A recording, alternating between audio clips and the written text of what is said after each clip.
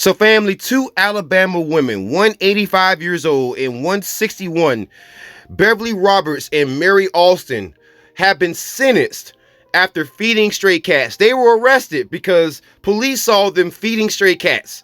They were trying to trap these cats so that they could be fixed, as the Alabama Department of Natural Resources has advised, and yet they were punished for it. This was the use of police resources. So let's get deeper into this story. And so we find out that 85-year-old Beverly Roberts and 61-year-old Mary Alston were both sentenced to 2 years of unsupervised parole, a $100 fine to each of them, and also a suspended 10-day jail sentence, because they were trying to trap these cats by feeding them and then trapping them so that they could be neutered, which is a common public health intervention to reduce stray cat numbers.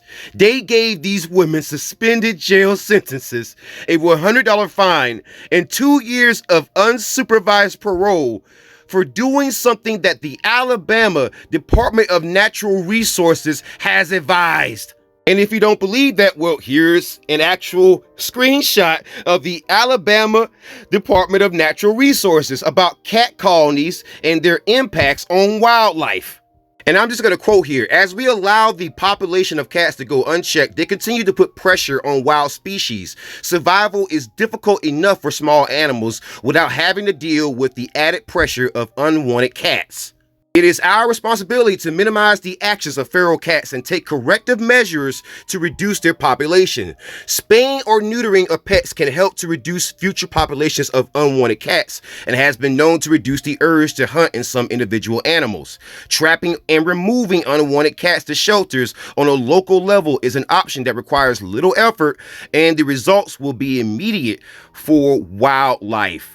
Do you understand what they just said there? That's from the Department of Natural Resources in the state of Alabama. They are telling people to do this, and yet these women were punished by the police just for doing that. That is absurd.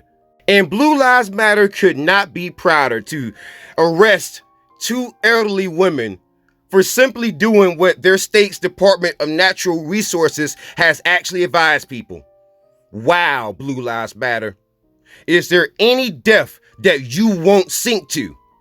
Seriously, just obey the law. These are two senior women who were simply doing what your state advised.